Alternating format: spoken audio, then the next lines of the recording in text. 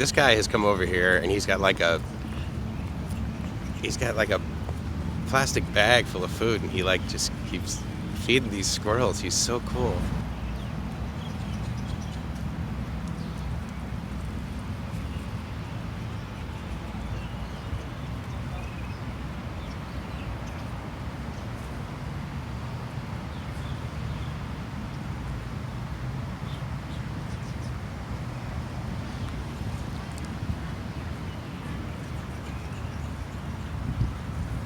That's awesome.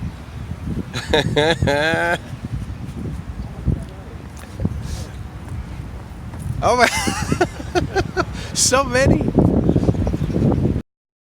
He's got like a whole team of them there now.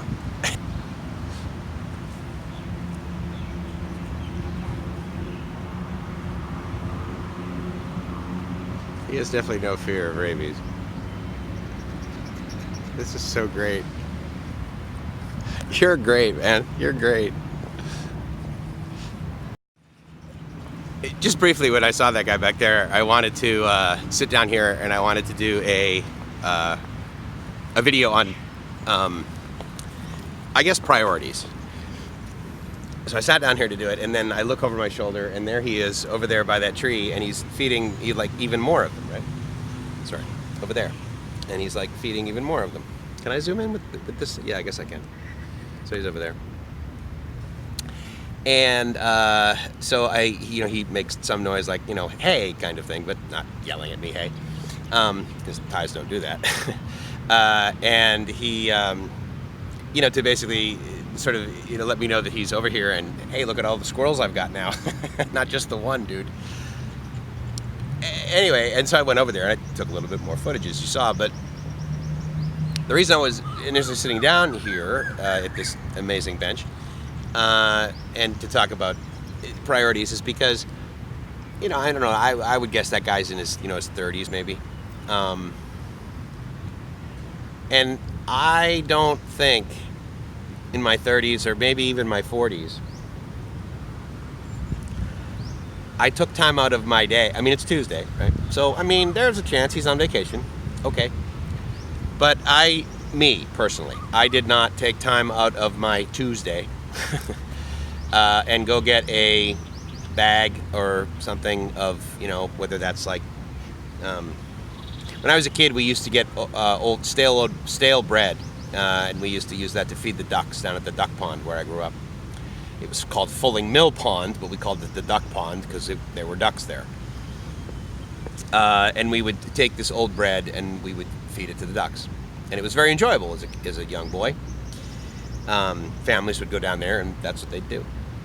And so here's this gentleman, taking time out of his day, like feeding these squirrels. And I never did that. And I don't know, maybe that's why I appreciate it so much now, because I never did it, right? So anyway, that was it was just something that I wanted to talk about because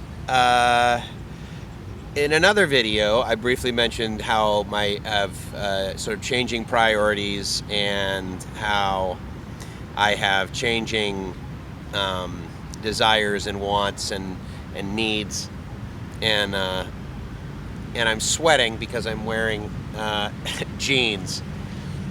Jeans in Southeast Asia are very hot. Had I to do it over again, actually that's not true. I would have brought a pair of jeans anyway.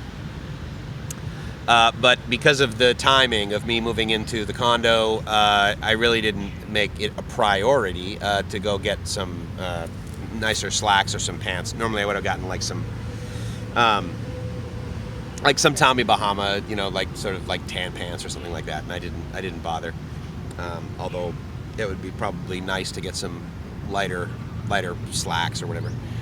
Anyway, and so the whole like I stop and smell the roses sort of thing, and that was something that I really appreciated and noticed about Gracie when we first met. I think I may have told the story before, but I lived in Coronado.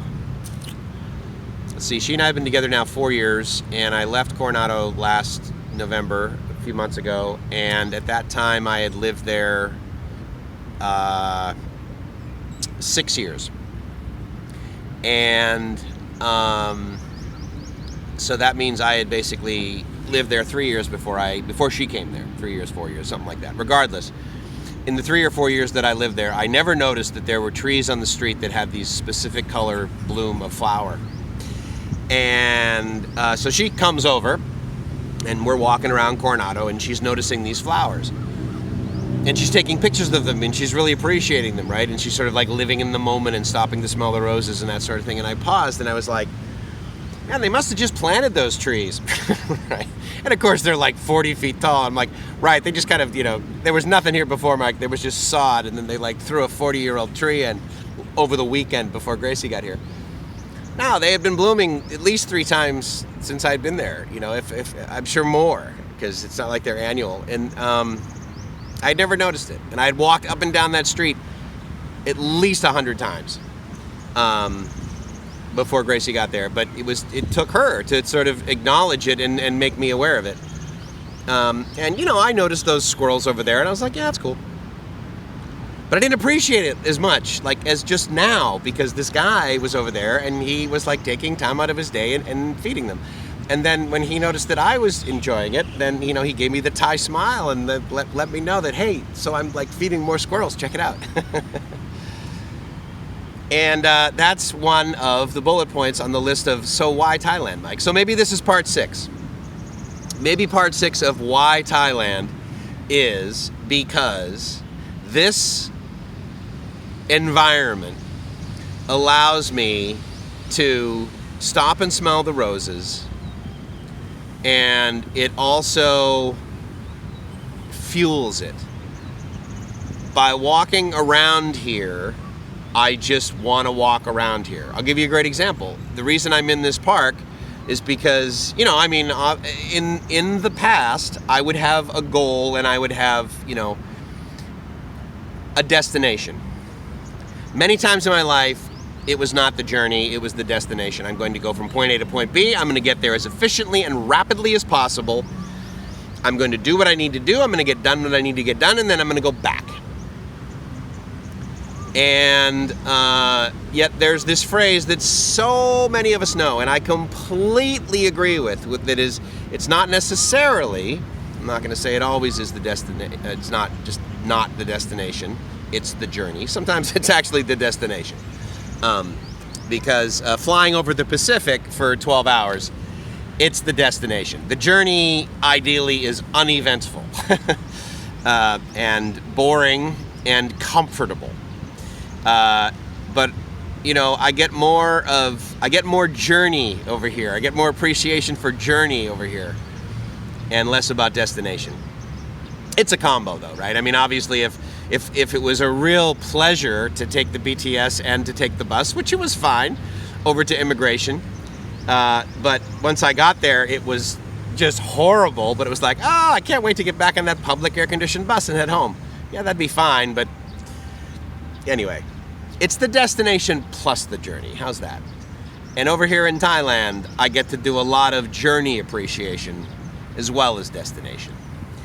And I get to stop, and I get to smell the roses, and I get to stop, and I get to watch some other guy smell the roses and appreciate what he's doing and look at his smile and be like, God, look at how happy this guy is.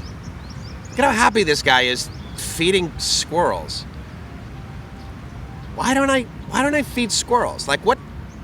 So today, I believe I am appreciating squirrel feeding a little bit more than I did maybe yesterday. And so that's why Thailand. Because I'm stopping to appreciate the squirrel feeding. So it's Mike from LiveMyAssOff.com saying, I hope you're living the dream. Because if you're not living the dream, then there's a fairly good chance that you are just like me. And you drive by roses at 85 miles an hour. You're like, you know what? I'll get back to those roses someday. So I hope you slow down and take a look at the roses and feed some squirrels. Ciao.